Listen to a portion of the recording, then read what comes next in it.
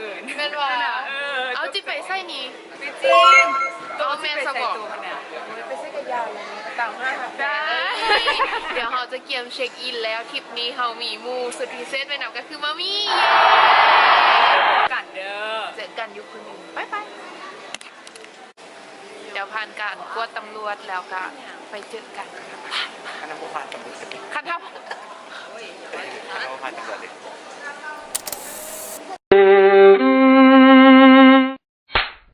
มีคนผู้หนึ่งกระเป๋าเราบ่ผ่านแสดงเพิ่นเอาย่างใส่ในกระเป๋าของไซส์ส่วนตัวอุ้ยของใส่ส่วนตัวมีความแบตเตอรี่แบตเตอรี่ฮูเดอร์อุ้ยหูยากโอเคเขาจะมาเล่าเรื่องการขึ้นยนต์เนาะการขึ้นยนต์ไปจีนแทนิกะรู้สึกว่าโอเคเอาใหม่การขึ้นยนต์ไปจีนแทนิกะรู้สึกว่ากับตอน expectation ของอีดาคิดว่ามันจะแบบมันจะมีจีนมีอย่างสีไล่กันนี่แต่ว่าขึ้นมาก็โอเคทุกคนก็สะอาดดีเนาะแล้วก็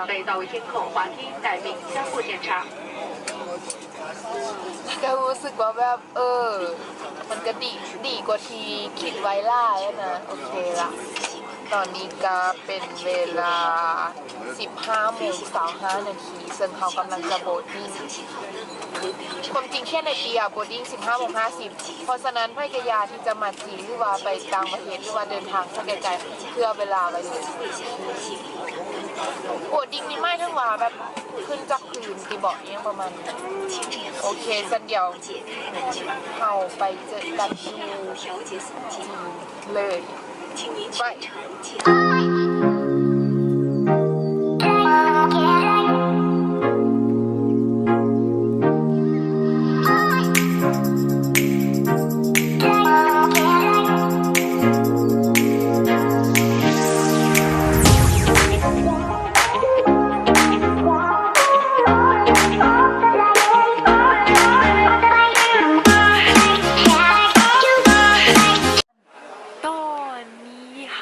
ผ่านเข้ามาแล้วทุกคนแล้วก็ต้องท่าเอากระเป๋าแล้วก็ต้องไปเช็คอินอีกบ้านหนึ่งซึ่งโคตรค้านเลยก็ต้องได้ถ่ายอีกจะสมองเราจะไปท่าเขาdomestic transfer ก็คือเขาจะไปต่อยนไปนานิงนี่คือบรรยากาศรอบๆแล้วเขาจะซอกทานคอฟฟี่นางซึ่งโมเมนต์สตาร์บัคแน่นอนพอเขาแลกเงินมาหน่อยเขาจะบอกเขาสตาร์บัคโน้โอเคเอาเป็นว่าเขาไปซอกทานกาแฟดีนางแล้วเดี๋ยวก็ไปซอกยิ่งกินตอนนี้กระเพาะก็เริ่มหิ้วห้อยแล้วเขาจะพาไปซอกกินเนาะเดี๋ยวตอนนี้กำลังย่างขึ้นมาหลอกห้างอยู่โมเมนต์ห้างเลยเยี่ยว่ะยังสักอย่างดอกเดี๋ยวจะพาไปรอกิน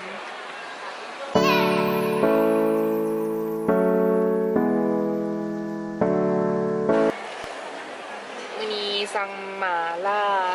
หรือมียังสักอย่างว่าบุมีอังกฤษเลยเป็นการเที่ยวที่บุมีอังกฤษเลยยังสักอย่างอะไรอาจารย์ตอนนี้เช็คอินเรียบร้อยแล้วก็ได้ทิเก็ตแล้วก็โหลดกระเป๋าเรียบร้อยแล้วตอนนี้กำลังจะเข้าไป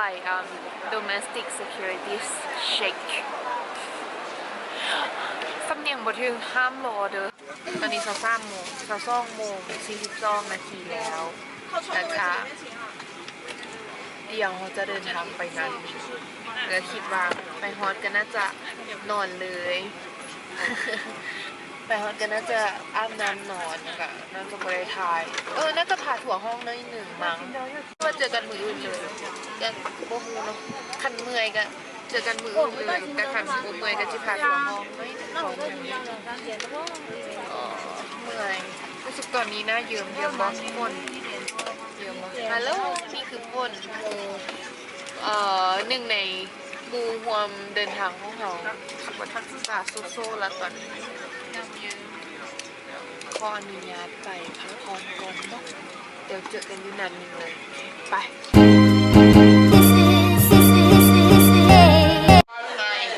ฮัลโหลหอนานนิ่งเย้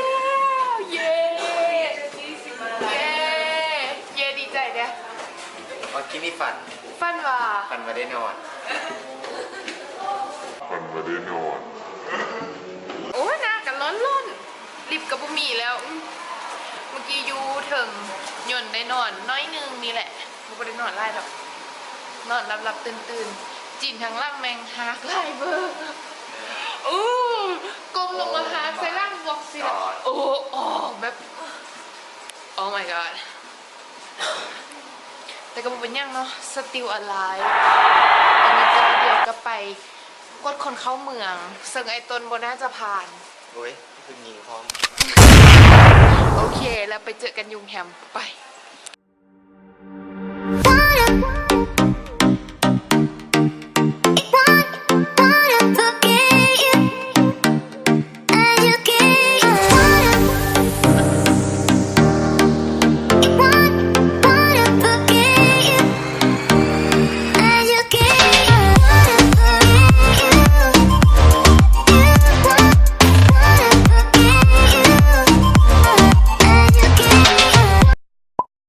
แบบกินอาหารจีนบ่พอได้มันโคตรแล้วก็แบบมื้อนี้สั่งไก่ค่ะนะไก่อีหยังเป็นจีด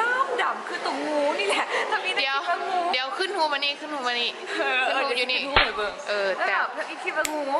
เราไปต่อมาอุ้ยต้องเป็นกบแหละหรือว่าเอ้าไก่บ้านเขาจะเป็นกบบ้านเฮาหรือเท่าไหร่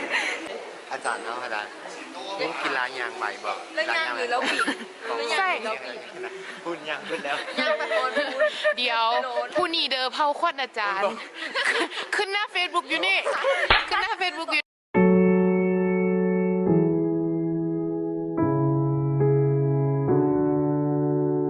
เมื่อกี้ก็ยังขึ้นเกาะตอนอยู่คุณมิง เกี่ยวกันโคตรพูดเลย กี่ว่า แต่ ข ดู ออภัยเครื่องพบมึงไม่ได้เลย มื้อนี้เขามีทาสผู้หนึ่งชื่อว่า ต้นน้ เท้าต้นน้ำเจ้าจะเป็นทาสให้พวกค่อยมือนี้ เพราะว่าเจ้าเฮ็ดผิดไว้ และพวกค่อยจะแซ่เจ้าถ้าเจ้าบ่ยอมเฮ็ดตามพวกค่อย คอยหูได้เจ้าถ่ายฟังเจ้าไม่ได้อยากถ่ายคอยเข้าในบล็อก ำตอนนี้เราอยู่ทางรถเมล์แล้ว เอาอีกว่าเหนื่อยมั้ย นั่นนะความยากของมึงไว้ ทุกคนตอนนี้เขาฮอนโรงแรมแล้วโรงแรมแบบลักชัวรี่มาก แหนด้วย ในที่สุดเขาจะได้นอนแล้ว แว่นตัด ก็สิได้นอนนะ เล ไผ่ ย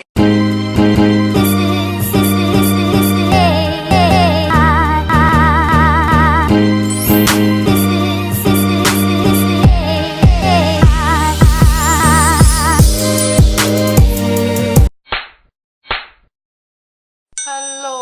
ทุกคนพบกับมือทีโซ่ตอนนี้ก็11 โมงแล้วเฮ้ยไก่โพด11 โมงแล้วเดี๋ยวเขาก็จะออกไปกินข้าวติบอกเดี๋ยวเขาจะทางโรงเรียนจะมาหับเราน่าจะไปกินข้าวติบอกโมงต้นมาสารภาพบ้าเมื่อกี้เห็นยังไป เมื่อคืนนี้ค่ะนะหิวข้าวแห้งกลับมาตั้งแต่ประมาณ3 โมงเนาะ เออ แล้วซื้อจืนกล้วยว่าสิไปโซเนาะ 20,000แล้ววันนี้ หิวข้าวแห้งกินไปประมาณ2 วันเมื่อคืนนี้ กลัวประมาณ2,000อาจารย์น้องว่าประมาณ2,000ดอก 3,000ก็ได้ไป ทุกคนตอนนี้เรากำลังเดินทางไปกวงมหาวิทยาลัยอะไรไปวิทยาลัยอะไร ตอนท้าย เดียวอย่าฟ้าวของเราก่อนมือเช้าหนาคือ อันนี้นอนอยู่นอนแล้วซ่องโตของเพิ่นกะออกไปเลาะปะ ตัวนี้เนาะกับตัวนั้น ออกไปเลาะปะแล้วมีความแบบเป็นหลักไทย ตัวเงินงามงาม เดี๋ยวต่อไปหลักไทยหูเนาะแล้วหูบอกก็ยังขึ้นทึกดาจ้าทึกไฟเกี่ยวก้าใส่ อ่านยามเรามาเกี่ยวขาดสักหน่อยนึงแต่ก่อนยังบ่โหดเท่าตอนนี้รถมีรถบัสเนาะทั้งนี้เราเป็นรถของเขาจะมาหับแม้ขี่รถแบบที่แบบอีกนิดนึงก็ต่ำคือตายเลย เกือบเนาะ เกือบเอาชีวิตมาฝากไว้จริง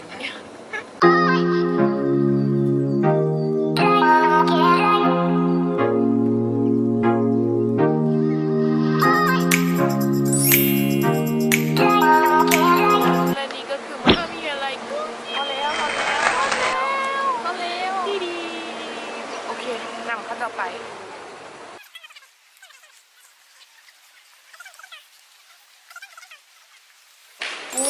นั่นคือแคนทีนจ้าเรามาแคนทีนทุกคน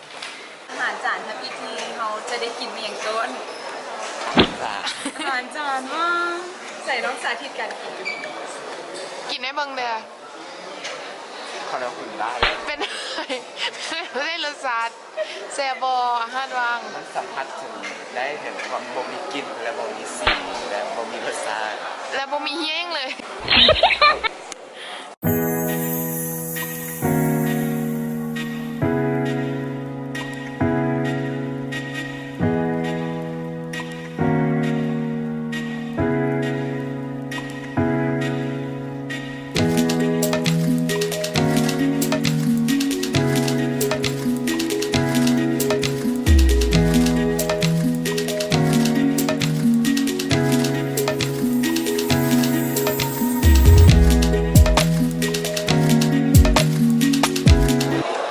โอเคทุกคนเดี๋ยวต่อไปเราจะมาเริ่มกินอันนี้คือหน้าตาของอาหารคนน่าแซ่บเลย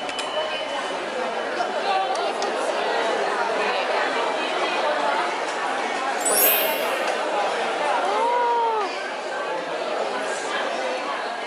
ได้กล้องนะแล้วเรา ลูกก็ผักจริงจังเลยอ่ะก็เป็นเรื่องการที่ไม่เคยเรื่องการที่ไม่เคยการที่ อันนี้เจ้าแบบ อันนั้นก็ว่า มันเป็นผักต้ม ข้าวต้มดำมีวันนี้มีแดนมันตอนละมัน1 2 3เลยทำใจงานเลยมันเรียน นี่ประมาณหรอ อันนี้มีรสชาติอยู่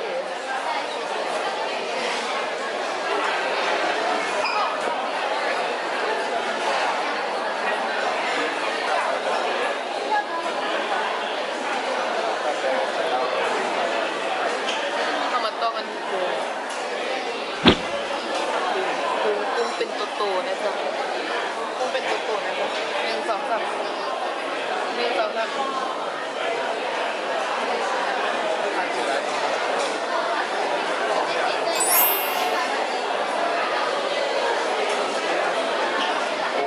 ทาน กุ้งไม่ผ่าน ไอ้ยาของมันแม่แบบ จมูกเป็นต้ม น้ำมันนี้มันไม่โผล่อยากทานเลย แล้วผู้จัดการให้เราถ่ายแทน ว่าแบบ น้ำมูกก็มันนั่นแหละก็ได้มียังเลย ทางจะเอาไปกินจริง เนาะ มันไม่หวานอ่ะ ก็ว่ายืดอ่ะ ผู้ทาน กุ้งผ่านเบียร์ปอเปียกอเปียนี่กินกอเปียละยามตักกระบตักเอาแต่ข้าวกับตอนนั้นน่ะล้น แล้ววันนั้นเราก็มาญาติกินคู่ แล้วกินน้ำมูมันแซ่บ ใช่ลองกอเปียรู้สึกว่าจะใส่ผัก โอเคอยู่ มันใส่ผักเนี่ย หมูทอดเป็นยังไง โอเค อันนี้กับกุ้งไม่ผ่าน แต่อันเนี่ยมันเค็มเกินไปส่วนอันเนี้ยมันจางแล้วมันจะว่านเกินไป เอาเป็นว่าเดี๋ยวพ่อไปกินก่อน พ่อไปจีกับอีต้นยัดตอนกันก่อนก็เดี๋ยวพาไปเบิ่งมาไปใส่บาย